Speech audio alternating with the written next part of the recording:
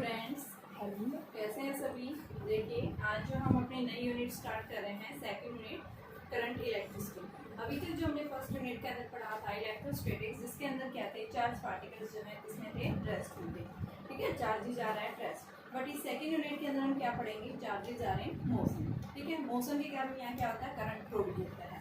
तो second unit के अंदर सबसे पहले हमारे पास में फर्स्ट टॉपिक आता है इलेक्ट्रिक करंट। इलेक्ट्रिक करंट क्या होता है? Electric current means flow of charges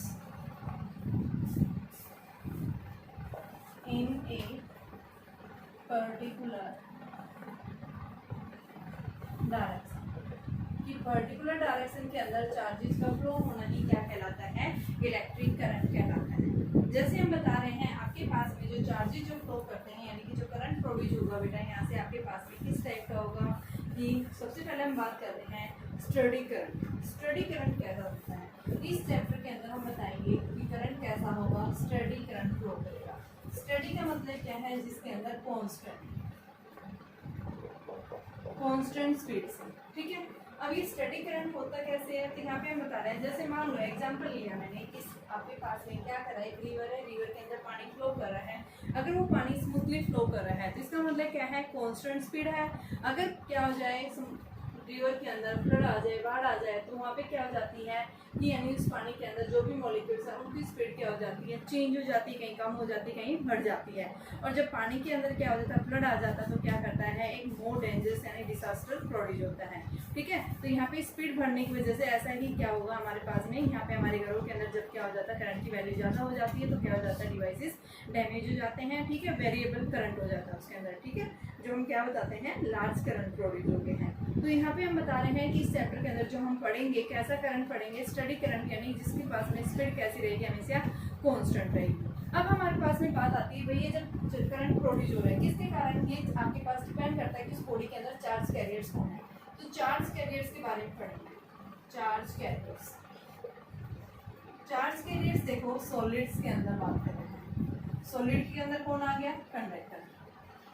मान लो आपके पास में क्या है, एक कंडक्टर है। इस कंडक्टर के अंदर क्या होता है, a large number of free electrons होते हैं। ये इलेक्ट्रॉन्स क्या कर रहे हैं, रैंडमली मूव कर रहे हैं, कोई इलेक्ट्रॉन इधर जा रहा है, कोई इस साइड जा रहा है, कोई ऐसे जा रहा है। तो ये क्या कर रहे हैं, इलेक्ट्रॉन्स की रैंडमली डायरेक्शन होने की वजह से एक दूसरे की डायरेक्शन को क्या कर देते हैं, कैंसिल कर देते हैं। तो यहाँ पे यानी ये चार्जेस जो है क्या कर रहे हैं, फ्रीली मूव कर रहे हैं इन ऑल डायरेक्शन में, और ऑल डायरेक्शन में रैंडमली मूव करने की वजह से एक दूसरे की डायरेक्शन को क्या कर देते हैं, कैंसिल कर देते हैं। तो यहाँ पे हम क्या बताते हैं, नेट करंट यानी क्या है, जीरो है, ठीक है। हम बात किसकी कर रहे हैं, अगर हम क्या कर दें, इस कंडक्टर के अक्रॉस एक बैटरी लगा दें, तो बैटरी लगाते ही यहाँ पे क्या हो जाएगा, इसके अक्रॉस एक पर्टिकुलर इसको क्या मिल जाएगा, बाहर से पोटेंशियल मिल जाएगा, और उस पोटेंशियल के कारण ये इलेक्ट्रॉन्स क्या करेंगे, यानी कि इस कंडक्टर के अक्रॉस एक इलेक्ट्रिक फील्ड आ जाता है। जैसे हम बैटरी लगाते हैं, बैटरी लगते ही क्या करेगा, वो electric field in charge particle के ऊपर फोर्स अप्लाई करेगा, और उस फोर्स के कारण ये इलेक्ट्रॉन्स एक पर्टिकुलर डायरेक्शन में एक्सेलरेट करना शुरू कर देते हैं। तो यानी वहाँ पे क्या जाता है, करंट फ्लो करना शुरू कर देता है। तो यहाँ पे किसके कारण करंट प्रोड्यूस हो रहा है, due to the motion of the electrons. तो ये इलेक्ट्रॉन्स कैसे थे, रैंडमली थे, फ्रीली थे। हम क्या बताते हैं, देखो एटम के अंदर क्या होता है, एटम हमारा जो मैटर बना है किससे बना है, एटम से मिलकर बना है, ठीक है। इस एटम के अंदर क्या होता है, सेंट्रल कोर में न्यूक्लियस होता है, उसके चारों ओर क्या करते हैं, इलेक्ट्रॉन्स रिवॉल्व करते हैं। वो इलेक्ट्रॉन्स कैसे होते हैं, लूजली बाउंड इलेक्ट्रॉन्स होते हैं। उनके पास इतनी एनर्जी नहीं होती कि वो अपने स्टेट को छोड़ के कहीं बाहर जंप कर जाएं। जैसे ही हम क्या कर देते हैं, उस एटम को यानी कि क्या दे देते हैं, बाहर से एनर्जी दे देते हैं, तो वो लूजली बाउंड इलेक्ट्रॉन्स अपने स्टेट को छोड़ के कहाँ चले जाते हैं, किसी बाहर दूसरी स्टेट के अंदर एक्साइट कर जाते हैं। तो सिमिलर हम यहाँ पे भी बात कर रहे हैं कि अगर इस कंडक्टर के अक्रॉस अगर आप क्या कर रहे हैं, एक बाहर से पोटेंशियल यानी बैटरी से अगर इसको कनेक्ट कर देते हैं, तो ये फ्री इलेक्ट्रॉन्स एक पर्टिकुलर डायरेक्शन में फ्लो करना शुरू कर देते हैं। और जब ये इलेक्ट्रॉन्स एक पर्टिकुलर डायरेक्शन में फ्लो कर रहे हैं, तो उनके मोशन के कारण यहाँ क्या प्रोड्यूस होता है, करंट प्रोड्यूस होता है, ठीक है। तो यानी चार्ज कैरियर्स किसके कारण करंट प्रोड्यूस हो रहा है, due to the motion of free electrons. इसमें चार्ज कैरियर्स कौन है, कि कंडक्टर्स के अंदर क्या होंगे, चार्ज कैरियर्स आर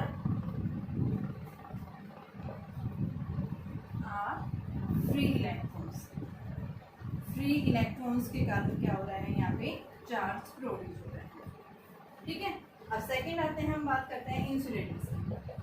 इंसुलेटर्स में कोई लूजली बाउंड इलेक्ट्रॉन्स नहीं होता, क्या होते हैं, टाइटली होते हैं। तो इसके अंदर क्या होते हैं, स्ट्रॉन्ग फोर्स ऑफ अट्रैक्शन होता है, तो यहाँ पे क्या बताएंगे, नो चार्ज कैरियर्स। इंसुलेटर्स में कोई करंट फ्लो नहीं करता, नो चार्ज कैरियर्स, कोई चार्ज कैरियर्स नहीं होते। थर्ड आता है सेमीकंडक्टर्स के केस में। सेमीकंडक्टर्स के अंदर क्या होते हैं, दोनों टाइप्स के चार्ज कैरियर्स होते हैं, पॉजिटिव भी और नेगेटिव, यानी इलेक्ट्रॉन्स और holes are both are the charge carriers. In case of semiconductors both electrons and holes are charge carriers। ठीक है, सेमीकंडक्टर के अंदर इलेक्ट्रॉन्स और होल्स दोनों होते हैं। ठीक है, तो उसके कारण यानी इलेक्ट्रॉन्स और होल्स के मोशन के कारण क्या होता है, वहाँ पे करंट प्रोड्यूस। देखो सेमीकंडक्टर्स के हम पढ़ते हैं, आपने पढ़ा होगा 11th क्लास में केमिस्ट्री के अंदर, दो टाइप्स के सेमीकंडक्टर होते हैं, एन और पी। एन टाइप सेमीकंडक्टर और पी टाइप सेमीकंडक्टर। एक होता है हमारे पास में, दो टाइप्स के सेमीकंडक्टर पढ़ते हैं हम, इंट्रिंसिक सेमीकंडक्टर, दूसरा होता है एक्सट्रिंसिक सेमीकंडक्टर। इंट्रिंसिक सेमीकंडक्टर्स होते हैं, क्या होता है, ये प्योरली सेमीकंडक्टर होते हैं, इनके पास में हम बाहर से कोई इम्प्योरिटी ऐड नहीं करते हैं, लेकिन इनकी कंडक्टिविटी क्या होती है, लो होती है। ठीक है, कंडक्टिविटी लो होने की वजह से हम क्या बताते हैं कि अगर हम प्योर सेमीकंडक्टर के अंदर बाहर से कुछ इम्प्योरिटी ऐड कर दें, तो क्यों ऐड कर रहे हैं, उसकी कंडक्टिविटी को इंक्रीज करने के लिए। तो कंडक्टिविटी को इंक्रीज करने के लिए हम बाहर से क्या कर देते हैं, किसी दूसरे एलिमेंट्स की इम्प्योरिटीज में ऐड कर देते हैं, जिसके कारण उसकी कंडक्टिविटी बढ़ जाती है। अगर हम क्या कर रहे हैं, किसी प्योर सेमीकंडक्टर के अंदर 15 ग्रुप के यानी कि आपके पास में एलिमेंट्स को ऐड कर देते हैं, तो आपके पास में क्या बन जाता है, एन टाइप सेमीकंडक्टर। और अगर 13 ग्रुप के एलिमेंट्स को हम प्योर सेमीकंडक्टर में ऐड कर रहे हैं, तो आपके पास में पी टाइप सेमीकंडक्टर्स फॉर्म होते हैं। तो पी टाइप सेमीकंडक्टर के अंदर कौन होते हैं, charge carriers, holes are the charge carriers. और एन टाइप सेमीकंडक्टर के अंदर कौन होते हैं, चार्ज कैरियर्स, इलेक्ट्रॉन्स होते हैं। तो इस वजह से हम क्या बताते हैं कि सेमीकंडक्टर के अंदर इलेक्ट्रॉन्स और होल्स यानी दोनों के मोशन के कारण क्या होता है, वहाँ पे करंट प्रोड्यूस होता है। तो आप याद रखोगे, सबसे पहले मेनली मैंने सॉलिड्स की बात की है, सॉलिड्स के अंदर हम बात कर रहे हैं कंडक्टर्स के अंदर। कंडक्टर्स के अंदर आप क्या बताएंगे कि चार्ज कैरियर्स कौन होते हैं, इलेक्ट्रॉन्स, सॉरी फ्री इलेक्ट्रॉन्स होते हैं। ठीक है, लूजली बाउंड इलेक्ट्रॉन्स होते हैं। जैसे अगर हम इनको बैटरी दे देते हैं, बैटरी से कनेक्ट कर देते हैं, तो इस बैटरी इस कंडक्टर के अक्रॉस क्या करेंगे, इलेक्ट्रॉन्स एक पर्टिकुलर डायरेक्शन में फ्लो करना शुरू कर देते हैं। तो इसमें चार्ज कैरियर्स कौन है, electrons are the charge carriers. Insulators में कोई चार्ज कैरियर्स नहीं होते, क्यों नहीं होते, क्योंकि इसके अंदर क्या होता है कि जो इलेक्ट्रॉन्स होते हैं वो क्या होते हैं, चार्ज पार्टिकल्स होते हैं, वो टाइटली बाउंड होते हैं, उनके बीच में एक स्ट्रॉन्ग फोर्स ऑफ अट्रैक्शन होता है। ठीक है, और स्ट्रॉन्ग फोर्स ऑफ अट्रैक्शन होने की वजह से यहाँ पे कोई चार्ज कैरियर्स यानी अपने अंदर से कोई चार्ज फ्लो नहीं होने देंगे। थर्ड आता है हमारे पास में सेमीकंडक्टर्स के केस में। सेमीकंडक्टर्स के अंदर हम क्या बताएंगे कि चार्ज कैरियर्स जो होते हैं वो कौन होते हैं, इलेक्ट्रॉन्स और होल्स होते हैं। जैसे हम बताते हैं सेमीकंडक्टर्स दो टाइप्स के होते हैं, पी टाइप और एन टाइप। पी टाइप के अंदर holes are the charge carriers, और एन टाइप सेमीकंडक्टर होता है उसके अंदर क्या होते हैं, electrons are the charge carriers. अब सेकंड आ जाओ, चार्ज कैरियर्स इन लिक्विड्स। देखिए बेटा, अब हम बात कर रहे हैं charge carriers in liquids. Liquids के केस में आपके पास में चार्ज कैरियर्स कौन है, जैसे हम बात कर रहे हैं सोडियम क्लोराइड। इस सोडियम क्लोराइड के अक्रॉस अगर हम बैटरी को कनेक्ट कर देते हैं, तो ये क्या हो जाता है, सोडियम अलग डिसोसिएट हो जाता है, इसके ऊपर पॉजिटिव चार्ज और क्लोरीन के ऊपर नेगेटिव चार्ज। तो इस पे क्या आ गया, पॉजिटिव चार्ज, इस पे क्या आ गया, नेगेटिव। तो आप क्या बताएंगे कि जो आपके पास में लिक्विड्स के जैसे NH4Cl लेते हैं, अमोनियम क्लोराइड, तो आपके पास में NH4Cl के अंदर क्या आ जाता है कि NH4 पॉजिटिव प्लस में Cl नेगेटिव, यानी ये क्या आ गया आपके पास में, ये जो एलिमेंट्स है यानी कि क्या है, पॉजिटिव नेगेटिव। तो इसमें चार्ज कैरियर्स कौन है, positive and negative are the charge carriers. तो आप क्या बताएंगे इसके अंदर जो है लिक्विड के केस में चार्ज कैरियर्स कौन होते हैं, पॉजिटिव एंड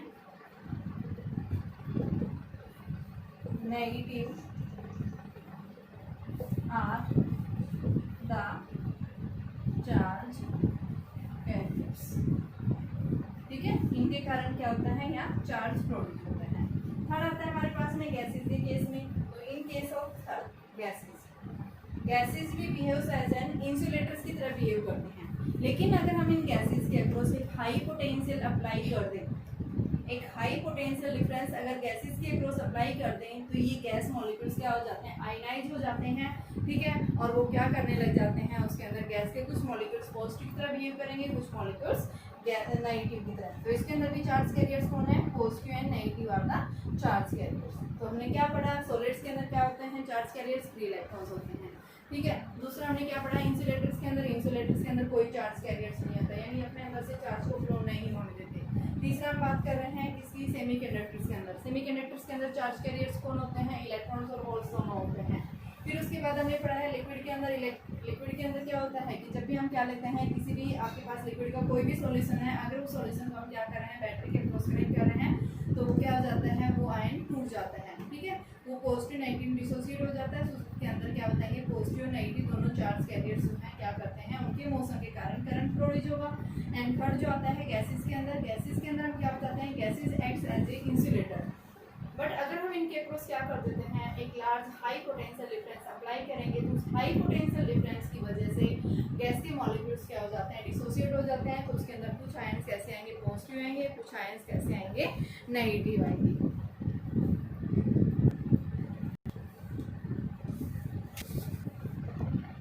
देखिए बेटा, हमारे पास में आता है इलेक्ट्रिक करंट। इलेक्ट्रिक करंट का मतलब क्या है, आपके पास में जब भी कोई क्रॉस सेक्शन एरिया है, उस क्रॉस सेक्शन इस एरिया में से कितने नंबर ऑफ चार्ज कैरियर्स जो हैं फ्लो कर रहे हैं। Rate of flow of charges flow through a cross sectional area and surface is held normal. इसके अंदर नॉर्मल की बात नहीं करते, हम क्या बताते हैं, किसी भी सरफेस में से कितने नंबर ऑफ इलेक्ट्रॉन्स जो है फ्लो कर रहे हैं पर यूनिट टाइम के अंदर, वो क्या कहलाता है आपके पास में, क्या बताएंगे आपके पास में क्या है, वो इलेक्ट्रिक करंट है। कंडक्टर के केस के अंदर हम क्या बता रहे हैं कि मान लो इस फेज से कितने आपके पास ये नंबर ऑफ इलेक्ट्रॉन्स मूव कर रहे हैं यहाँ से वन एंड से अदर एंड की तरफ इन टाइम t सेकेंड्स के अंदर। तो यहाँ पे आपके पास में नेट चार्ज जो आ रहा है, यानी जितने भी इलेक्ट्रॉन्स फ्लो कर रहे हैं उन सबके चार्जेस को हम क्या कर देंगे, ऐड कर देंगे। तो आपके पास में I जो आएगा वो क्या आएगा, total charge flowing through a cross sectional area per unit time. ठीक है, तो क्या बताएंगे, rate of flow of electric charge through a cross sectional area.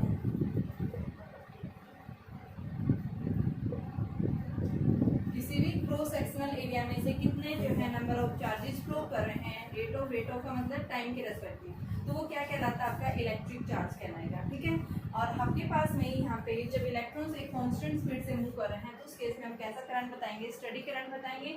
तो स्टडी करंट के केस में हमारे पास में Q की वैल्यू जो है क्या होगी, एन की वैल्यू यानी हमारे पास फिक्स होगी, भाई आपके पास में नंबर ऑफ इलेक्ट्रॉन्स कितने हैं और इलेक्ट्रॉन्स के ऊपर चार्ज कितना है, E की इक्वल है। तो आपके पास में टोटल चार्ज क्या आ गई, तो I इज इक्वल टू क्या आ जाएगा, NE/T। तो ये हमारे पास में क्या कहलाएगा, कैसा करंट है, ये स्टडी करंट है।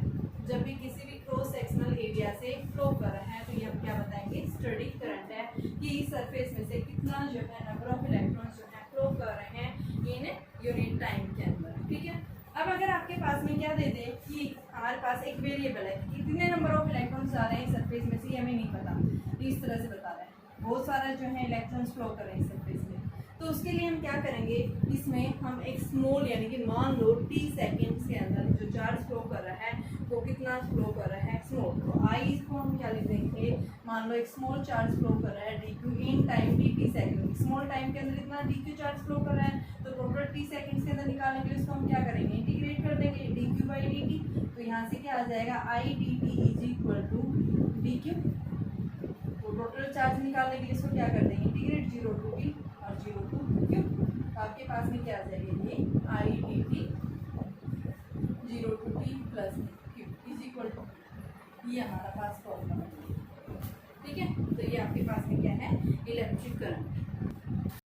देखो बेटा, करंट को फ्लो करेगा, हम कंडक्टर के केस में बात करें, मान लो ये मेरे पास में क्या है, एक कंडक्टर है। इस कंडक्टर के अंदर चार्ज कैरियर्स कौन होते हैं, फ्री इलेक्ट्रॉन्स। ये इलेक्ट्रॉन्स रैंडमली मूव कर रहे हैं इन ऑल डायरेक्शन में, इस तरह से मूव कर रहे हैं, एक दूसरे की डायरेक्शन कैंसिल आउट कर रहे हैं। ये इनिशियली जब तक हमने इसके क्रॉस कोई बैटरी नहीं अप्लाई कर रखी, नो बैटरी, आई क्या है, 0। लेकिन अगर मैंने क्या किया, क्यों 0 क्यों हुआ, क्योंकि इलेक्ट्रॉन्स रैंडमली मूव कर रहे हैं, जितना ये इलेक्ट्रॉन्स इधर जा रहे हैं उतना इलेक्ट्रॉन्स नीचे की तरफ, जितने इलेक्ट्रॉन्स ऊपर की तरफ फ्लो कर रहे हैं उतने ही कहाँ जा रहे हैं, नीचे की तरफ। तो एक दूसरे की डायरेक्शन पे क्या कर रहे हैं, कैंसिल आउट कर रहे हैं। तो यहाँ पे हम क्या बता रहे हैं कि जब भी आपके पास में कोई भी कंडक्टर है, इस कंडक्टर के अंदर एक large number of electrons present है और ये electrons randomly in all direction में इक्वली क्या कर रहे हैं, मूव कर रहे हैं। तो ये एक दूसरे की डायरेक्शन को क्या कर देते हैं, कैंसिल आउट कर देते हैं।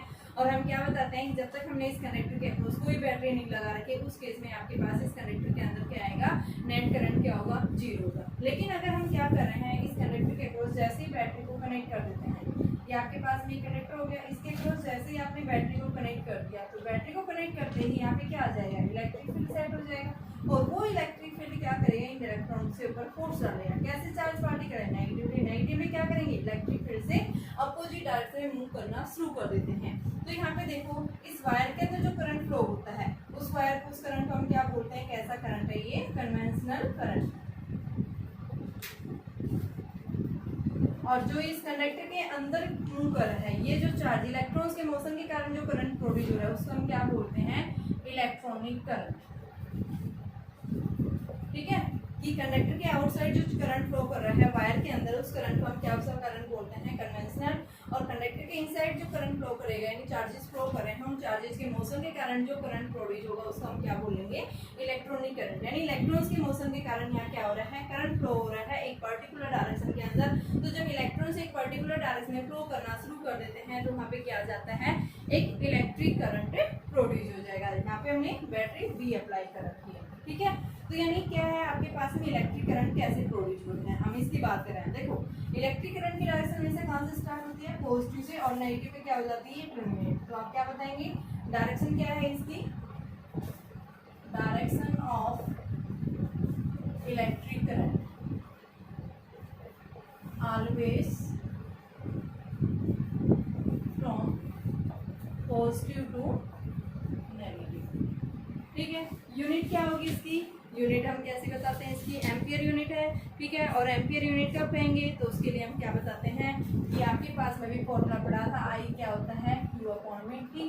तो अगर चार्ज क्या हो जाए 1 कूलम और टाइम क्या हो जाए 1 सेकंड, तो उस केस में आप क्या कहेंगे, I = कूलम सेकंड इनवर्स को हम कैसे इक्वल 1 एम्पियर के इक्वल करेंगे। 1 एम्पियर को हम A से डिनोट करते हैं। ठीक है, तो इसकी करंट की जो ऐसा यूनिट होती है, वो क्या होती है, एम्पियर होती है। और एम्पियर कब होती है, वो आप ध्यान रखना कि आपके पास जब चार्ज कितना हो जाए, 1 कूलम हो जाए इन 1 सेकंड के अंदर, तो उस केस में हम क्या बताएंगे कि उस कंडक्टर के अंदर जो करंट फ्लो कर रहे हैं, वो किसके इक्वल है, 1 एम्पियर के इक्वल है। नेक्स्ट हम क्या बताते हैं, करंट जो है वो कैसी क्वांटिटी है, ये एक स्केलर क्वांटिटी है। अभी देखिए स्केलर क्वांटिटी क्यों है, क्योंकि ये simple law of addition follow करती है, वेक्टर लॉ ऑफ एडिशन को फॉलो नहीं करती। जैसे मान लो आपके पास में क्या हो रहा है, एक सर्किट है, उस सर्किट के अंदर करंट फ्लो कर रहा है, यहाँ से आया 4 एम्पियर, इस साइड से करंट ऐसे निकल गया, ये 2 एम्पियर, ये भी 2 एम्पियर। तो ये क्या कह रहा है, आपके पास ये अलग अलग जो है, ये दो वेक्टर्स अलग अलग हो गए। तो हमने क्या, वेक्टर लॉ ऑफ एडिशन हमने 11th क्लास में पढ़ा था, जब दो वेक्टर्स इस तरह से किसी एंगल से लाई कर रहे हैं, तो उनका रिजल्टेंट हम कैसे निकालते हैं, थर्ड वेक्टर से, और वो थर्ड वेक्टर क्या देगा, इन दोनों का नेट रिजल्टेंट। लेकिन इसके अंदर क्या होता है आपके पास में, कि नेट करंट जो आएगा वो किसके इक्वल होगा। देखो, ये करंट 4 एम्पियर इसके अंदर एंटर कर रहा है, ये क्या है, नोड है, नोड का या जंक्शन बोल सकते हैं। नोड या जंक्शन क्या होता है, जहाँ पे 2 या 2 से अधिक आकर के क्या हो रहे हैं, करंट्स आकर के जो है मीट कर रहे हैं एक पॉइंट के ऊपर आके। ये जंक्शन एक पॉइंट पे जहाँ इधर से आ रहा है, यहाँ से निकल रहे हैं, तो एंटर कर रहे हैं उसके लिए पॉजिटिव, बाहर निकल रहे हैं उसके लिए negative. -2 = 0। Algebraic sum of the total current flowing at the point A point के ऊपर या बी पॉइंट ओ पॉइंट पे। तो ये क्या आ गया, 4 = 4 क्या आ गया। ठीक है, इसको हमने सिंपल लॉ ऑफ एडिशन से हमने ऐड कर दिया। भाई साइन कन्वेंशन ध्यान रख रहे हैं, इसके अंदर तरफ जा रहा है, पॉजिटिव बाहर की तरफ निकल रहा है, नेगेटिव तो क्या आ गया, 4 = 4 आ गया। ठीक है, तो ये क्या कहलाता है आपका, कि सिंपल लॉ ऑफ एडिशन से हमने इसको प्रूव। तो यानी क्या दे रहा है, ओनली स्केलर क्वांटिटी, ओनली क्या बताता है, ये मैग्नीट्यूड देता है, इसके पास में कोई डायरेक्शन नहीं होती, इट गिव्स ओनली मैग्नीट्यूड। ठीक है, क्या देता है, ये ओनली मैग्नीट्यूड देता है। तो इसको हम क्या बताएंगे, क्या है, ये आपके पास में एक स्केलर क्वांटिटी है। आता है टाइप्स ऑफ करंट। करंट कितने टाइप्स के हैं, 2 टाइप्स के हैं। सबसे पहले आता है डायरेक्ट करंट, जिसको हम क्या बोलते हैं, डीसी। दूसरा आता है एसी। ठीक है, अल्टरनेटिंग करंट। सबसे पहले हम बात कर रहे हैं डायरेक्ट करंट होता क्या है। ठीक है, तो डायरेक्ट करंट यानी कि जो अपना ऐसा करंट जो अपना ना तो मैग्नीट्यूड चेंज करे ना ही अपनी डायरेक्शन चेंज करता हो। यानी कि आप क्या बताएंगे, डायरेक्ट करंट क्या होता है, यानी कि ऐसा करंट जिसके अंदर मैग्नीट्यूड और उसकी डायरेक्शन रिमेज क्या रहे, टाइम के रेस्पेक्ट में रिमेज कांस्टेंट रहती है। तो यानी उसको हम क्या बताते हैं, कैसा करंट है वो, एक स्टडी करंट। तो ये कैसा करंट है, डीसी करंट। ठीक है, डीसी करंट के अंदर मैग्नीट्यूड और डायरेक्शन क्या रहेगी, रिमेन सेम है इस तरह से। ठीक है, टाइम के रेस्पेक्ट में क्या चेंज हो रही है, तो कभी चेंज नहीं हो रही। तो हम क्या बताएंगे, डायरेक्ट करंट ऐसा करंट यानी direct current is a current whose magnitude and directions does not change with respect to time। जैसे एग्जांपल हम बात कर रहे हैं इन्वर्टर के केस में। इन्वर्टर के केस में क्या देख रहे हो आप, देखिए आपके पास जो मोबाइल का आप चार्जर पर लगाते हैं, मोबाइल आप जो चार्ज करते हैं उसमें क्या लगाते हैं, बैटरी लगाते हैं। पहले चार्जर किस फॉर्म लगा रहे हैं, आपके घर के अंदर जो लाइट आ रही है किस फॉर्म में आ रही है, एसी की फॉर्म में, जिसकी वोल्टेज कितनी होती है, 220 होती है, फ्रीक्वेंसी कितनी होती है, 50 हर्ट्ज होती है। ठीक है, तो ये जो लाइट है हमारी किस फॉर्म में आती है, हमारे यहाँ होता है एसी तरह, एसी फॉर्म में आ रही है। अब हमने क्या किया, मोबाइल लिया और मोबाइल का चार्जर जो है अब उसमें कनेक्ट कर देते हैं। वो चार्जर जो है वो क्या करेगा, एसी को यानी कि एसी से किस में कर देता है, वो कन्वर्ट डीसी में कन्वर्ट कर देगा। और उस डीसी को हमारा जो है क्या करेगा कि मोबाइल जो है उसको स्टोर करेगा इलेक्ट्रिक फील्ड एनर्जी की फॉर्म में। कैपेसिटर जो हमने पढ़ा था पिछले चैप्टर के अंदर, तो क्या करेगा यानी कि वो उसको स्टोर कर रहा है। ठीक है, तो आपके पास में क्या है, ये चार्जर जो है एसी को डीसी में कन्वर्ट कर रहा है। ठीक है, दूसरा हम बताते हैं कि आपके घर के अंदर जब लाइट चली जाती है तो इन्वर्टर से हो जाता है। ठीक है, तो उसके अंदर क्या होता है, इन्वर्टर के पास दोनों तरह के पर्पज होते हैं, वो एसी को डीसी में भी कन्वर्ट कर देता है और डीसी को एसी में भी कन्वर्ट कर देता है। ठीक है, तो आप क्या बताएंगे, जैसे लाइट चली जाती है तो क्या था, उसने अपनी जो लाइट है वो एसी की फॉर्म्स में, एसी से डीसी में उसने क्या करा था, स्टोर कर रखा था। उसने क्या किया कि जैसे लाइट चलेगी तो आपकी जो है लाइट जो है फैन जो है मूव करना शुरू कर देती है, उसके अंदर आवाज़ आती है। तो यानी कि उसके अंदर क्या होती है, प्योर जो है कि जो है वो एसी नहीं है, उसके अंदर डीसी कुछ फ्लक्चुएशंस प्रेजेंट होती है जिसके कारण वहाँ पे साउंड प्रोड्यूस हो रही है। तो यानी ये क्या है आपके पास में डीसी, डीसी के अंदर यानी कि जिसका मैग्नीट्यूड और डायरेक्शन रिमेज क्या होती है, कांस्टेंट होता है, टाइम के रेस्पेक्ट में अपना मैग्नीट्यूड और डायरेक्शन चेंज नहीं करता, उसको हम क्या बोलते हैं, डायरेक्ट करंट। ठीक है, यहाँ पे इस तरह से कांस्टेंट आता है, उसको हम कैसा करंट बोलते हैं, study DC current, study DC. एक होता है आपके पास में वेरिएबल डीसी। तो वेरिएबल डीसी करंट में क्या होता है, वेरिएबल डीसी, तो उसके अंदर क्या होगा, आपके पास में आई और टी के बीच में ग्राफ आएगा। वो किस तरह का ग्राफ आएगा, न्यू जाएगा या फिर ये इस तरह से जाएगा या फिर इस तरह से, यानी ये कैसा है, वेरिएबल हो गया, यानी जिसके अंदर मैग्नीट्यूड क्या हो रहा है, उसका चेंज हो रहा है। ठीक है, मैग्नीट्यूड भी और साथ में उसकी डायरेक्शन दोनों चेंज हो रही है, तो वो कैसा कहलाएगा, आपका वेरिएबल डीसी करंट कहलाएगा। ठीक है, अब थर्ड आता है हमारे पास में किस टाइप का करंट, एसी करंट। एसी के अंदर हम क्या बताएंगे, ऐसा करंट जिसका मैग्नीट्यूड और डायरेक्शन जो है यानी क्या हो रहा है, चेंज हो रहा है, उसकी पोलरिटी हर बार चेंज हो रही है, पॉजिटिव साइड और नेगेटिव साइड, पॉजिटिव नेगेटिव। ठीक है, तो यहाँ पे आपके पास में ये क्या आ गया, एक कांस्टेंट एंगुलर स्पीड से क्या कर रहा है, ये मूव कर रहा है। ठीक है, पोलरिटी क्या कर रहा है, हर बार चेंज कर रहा है, या पॉजिटिव या नेगेटिव, या पॉजिटिव या नेगेटिव, हर हाफ साइकिल में अपनी पोलरिटी को क्या कर रहा है, ये चेंज करता है। तो यानी हम क्या बताते हैं, ऐसे करंट को कि कैसा करंट है, वो आपके पास में इलेक्ट्रिक करंट है। तो यानी अल्टरनेटिंग करंट, तो अल्टरनेटिंग करंट क्या बताएंगे, जिसका मैग्नीट्यूड क्या होता है और उसकी पोलरिटी जो है वो हर बार यानी रेगुलर इंटरवल ऑफ टाइम के अंदर जिसकी पोलरिटी हर बार क्या हो रही है, चेंज हो रही है, मैग्नीट्यूड भी चेंज हो रहा है और डायरेक्शन भी चेंज हो रही है। तो इस तरह के करंट को हम क्या बोलते हैं, कैसा करंट है, वो से एक अल्टरनेटिंग करंट है। देखिए बेटा, इस क्वेश्चन के अंदर क्या पूछा है कि करंट निकालना है आपको। एक कंडक्टर के अंदर जब नंबर ऑफ इलेक्ट्रॉन्स कितने हैं, 10⁻⁶ इलेक्ट्रॉन्स है, ये एक सरफेस में से पास हो रहे हैं जहाँ पे टाइम दिया हुआ है 1.6 मिली सेकेंड। तो मिली सेकेंड का और मतलब 1.66 इंटू 10, 1.6 इंटू 10⁻³ सेकेंड।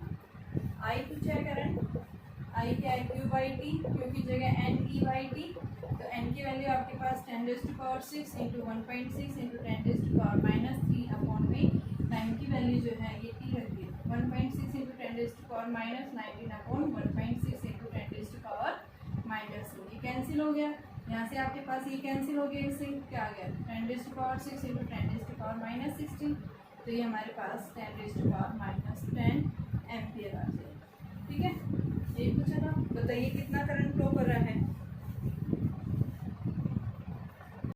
देखिए बेटा, आपके पास क्या दिया हुआ है, एक सर्किट है, उस सर्किट के अंदर इतना करंट फ्लो कर रहा है, टी की फॉर्म में चार्ज दे रखा आपको, ठीक है। तो इनिशियल करंट पूछा है, इनिशियल का मतलब टाइम जब जीरो हो जाए। तो यहाँ से आई निकालो, सबसे पहले आई क्या होगा, D Q by D T. तो D by D T, Q की जगह पुट करो 80 minus 3t square plus 5t Q. तो ये हमारे पास 8 माइनस 60 प्लस 15t आ गया, आई आ गई। अब इनिशियल करंट पूछा है, तो इनिशियल करंट का मतलब जब टाइम क्या हो जाए, जीरो, देन इनिशियल करंट कितना आ जाएगा, 8 माइनस 6 इंटू जीरो प्लस में 15 इंटू जीरो। तो ये 8 एम्पियर आ गया हमारे पास इनिशियल। अब सेकंड बोल रहा है कितने समय बाद जो है ये मैक्सिमम या मिनिमम हो जाएगा, to reach a maximum. Maximum value निकालने के लिए हम यहाँ से क्या निकालेंगे कि आप आई जो निकला है इसको डिफ्रेंशिएट कर दो आई के टी के रेस्पेक्ट में। तो आपके पास में सेकंड पार्ट है मैक्सिमम वैल्यू ऑफ करंट,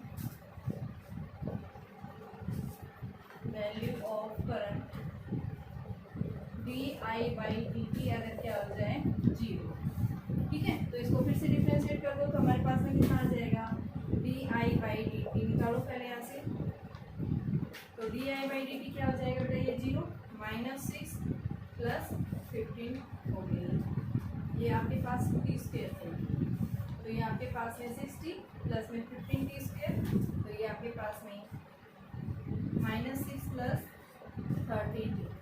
अब इसको आप जीरो रखेंगे D T by D I by D T को, तो ये आपके पास जीरो बराबर माइनस 6 प्लस 30 टी। तो ये हमारे पास में टी की वैल्यू आ जाएगी 5 सेकंड, यानी 5 सेकंड के बाद में इसकी वैल्यू मैक्सिमम हो जाएगी। अब निकालना क्या है ये आपके पास में कि उस value, find the value of maximum और मिनिमम वैल्यू, ठीक है, कि वो मैक्सिमम और मिनिमम वैल्यू आपको निकाल के दिखानी है। थर्ड पार्ट बोल रहा है कि आपको क्या निकाल के दिखाना है बेटा, मैक्सिमम और मिनिमम वैल्यू क्या होगी। तो उस मैक्सिमम और मिनिमम की वैल्यू जो है हम कैसे निकालेंगे, तो सबसे पहले यहाँ देखिए 5 सेकेंड में आएगा 0.2 आएगा, 0 इज इक्वल टू यानी 6 is equal to minus 30t, तो t इज इक्वल टू 6/30, तो 1/5 यानी 0.2 ये आ जाएगा। अब इस t की वैल्यू थर्ड कंडीशन पूछिए कि वैल्यू मैक्सिमम आएगी मिनिमम आएगी। तो आपके पास जो q था उस q के अंदर यानी कि यहाँ जो i निकाला था उस i के अंदर वैल्यू पुट करो फॉर द वैल्यू ऑफ और इसको कंपेयर करना है। फिर ये वैल्यू जो आएगी उस वैल्यू को हम कंपेयर करेंगे इनिशियल के केस। इनिशियल करंट क्या था, तो i विल बी मैक्सिमम और मिनिमम, तो उसके लिए हम t क्या लें, 0.2 लें यूजिंग इक्वेशन फर्स्ट। इसको इक्वेशन फर्स्ट ले रहे थे, तो यहाँ पे पुट करो बेटा 8 minus 6 into 1/5 plus 15 into 1/5 into 1/5। तो ये हमारे पास में 8 माइनस 6/5 माइनस प्लस 3/5, तो 40 माइनस 6 प्लस 3/5। तो ये हमारे पास में 43 माइनस 6/5, तो ये हमारे पास वैल्यू कितनी आ जाएगी 730, तो ये 7.4, यानी ये वैल्यू जो आई है ये क्या है आपके पास में इनिशियल करंट से कम है। इनिशियल करंट से कम है, तो यहाँ पे हम इसको कंपेयर करेंगे इस करंट से। तो ये 8 एम्पियर है, ये क्या है 7 पॉइंट, यानी इनिशियल करंट ज़्यादा है। फाइनल जो आया जब टाइम क्या हो गया 0.2 सेकेंड, उसमें वैल्यू कैसे यानी कम बार। तो यहाँ पे हम क्या बताएंगे आई कैसा होगा, मिनिमम होगा। एक बार फिर से देखिए, देखो क्या दिया हुआ था आपके पास, चार्ज दिया हुआ था Q इज इक्वल टू दिया हुआ था, ये दिया हुआ था। क्या पूछा था, इनिशियल करंट क्या होगा, सेकंड पूछा था मैक्सिमम करंट कब होगा, थर्ड वैल्यू पूछा है कि आपके पास में आई की वैल्यू मैक्सिमम आएगी या मिनिमम आएगी। तो आपके पास देखो फर्स्ट पार्ट में मैंने निकाला आई की वैल्यू, आई निकाल दिया, टी जीरो रखा, यहाँ पे आ गया 8 एम्पियर करंट आ गया इनिशियल। अब सेकंड पार्ट पूछ रहा है मैक्सिमम वैल्यू ऑफ करंट, तो मैक्सिमम निकालने के लिए D I by D T को हमने क्या रखा, जीरो। तो ये वैल्यू जीरो रख दी, यहाँ से टी आ गया, उस टी को हम उठा के इसमें पुट कर देंगे जो इनिशियल हमारा करंट आ रहा था यहाँ से, और इस जो करंट आएगा इसको हम कंपेयर करेंगे जब आपने टी जीरो लिया था और एक बार टी बराबर 2.5 पे आया था, उन दोनों को कंपेयर करेंगे।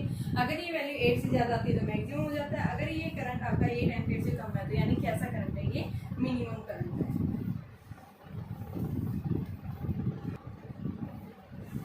देखो बेटा इसके अंदर क्या पूछा है आपसे, क्वेश्चन ग्राफ दिया हुआ है, क्या पूछ रहा है यहाँ से बताइए कितना चार्ज पास होगा through the wire during 10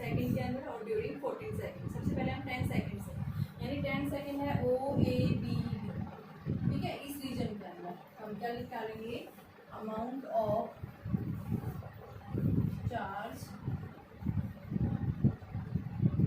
in wire during 10 second. किसके इक्वल आएगा, area of IT graph, current और टाइम के बीच में जो ग्राफ होगा, तो आपके पास में किसके इक्वल है, ये एरिया ऑफ OABD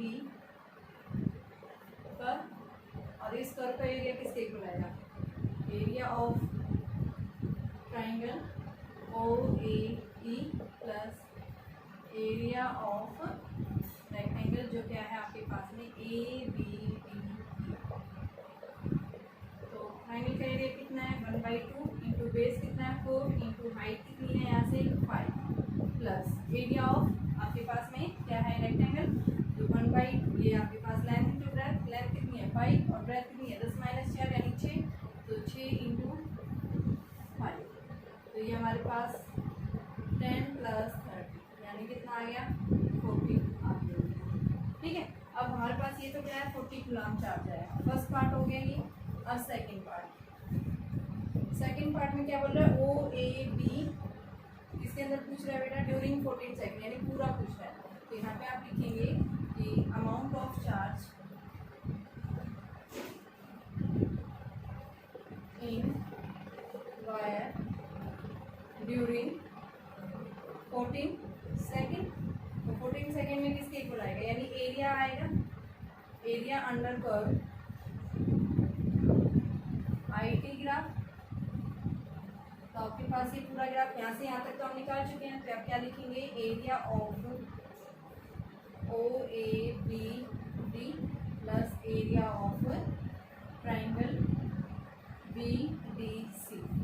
तो कितना आ जाएगा बेटा यहाँ से, ये तो 40 हम निकाल चुके हैं यहाँ से तक का, अब इसके बाद निकाल लो, तो ये आ जाएगा आपके पास में डेल्टा A = 40 प्लस ट्राइंगल का एरिया 1/2 इंटू बेस 5 इंटू 4, तो ये आपके पास 50 कूलम, ठीक है। दोनों केस पूछे थे, तो आप ग्राफ जब भी दिए होते हैं तो इस ग्राफ से हम निकाल सकते हैं इनका टोटल चार्ज जो है इस सर्किट में कितना फ्लो कर रहा है। तो ये हमारे पास में नेट चार्ज आ जाएगा कि सर्किट के अंदर क्या हो रहा है कि OABD जो कर्व है उस कर्व के अंदर 40 कूलम चार्ज फ्लो कर रहा है, और इस पूरे ग्राफ के अंदर यानी कि कितना चार्ज फ्लो कर रहा है 50 कूलम चार्ज फ्लो कर रहा है। देखो बेटा इसके अंदर क्या बताया गया है कि बोर मॉडल ने क्या बताया कि आपके पास में क्या है, एक सर्कुलर ये है एटम, ठीक है। एटम है, इस एटम के सेंटर कोर में क्या है, न्यूक्लियस प्रेजेंट है। यहाँ पे इलेक्ट्रॉन्स जो है इसके चारों, न्यूक्लियस के चारों क्या कर रहे हैं, रिवोल्व कर रहे हैं, जिसके सेंटर से रेडियस जो है वो कितनी है 5 × 10⁻11 मीटर दे रखी है। क्या है ये आपके पास में रेडियस कितनी है 5 × 10⁻11, ठीक है, मीटर है, और इसकी जो स्पीड है वो कितनी है 2.2 × 10⁻6 मीटर पर सेकंड। करंट निकालना है कि बताइए जब इलेक्ट्रॉन्स रिवोल्व कर रहे हैं यानी इलेक्ट्रॉन्स के मोशन के कारण यहाँ करंट कितना आएगा। तो करंट देखिए क्या होता है, करंट हमने क्या पढ़ा है I = E/T। जब इलेक्ट्रॉन्स रिवोल्व कर रहे हैं तो यहाँ से T हम कैसे निकालेंगे। अब देखो T जो है हमारे पास में क्या होता है, वेलोसिटी = डिस्टेंस अपॉन में टाइम। अब डिस्टेंस क्या है 2πr, वही सर्कुलर ऑर्बिट में रिवॉल्व कर रहे हैं, अपॉन में t। तो यहाँ से t की वैल्यू क्या आ जाएगी बेटा, t = 2πr/t। अब यहाँ से हमारे पास ये वैल्यू हम इसको उठा के पुट कर देंगे, तो ये i क्या आ गया e अपॉन में 2πr/t। तो e की वैल्यू कितनी है 1.6 × 10⁻19।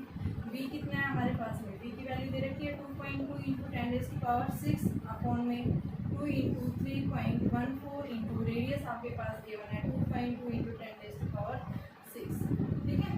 सॉरी रेडियस है, रेडियस आपके पास देखो कितनी दे रखी है 5 × 10⁻11।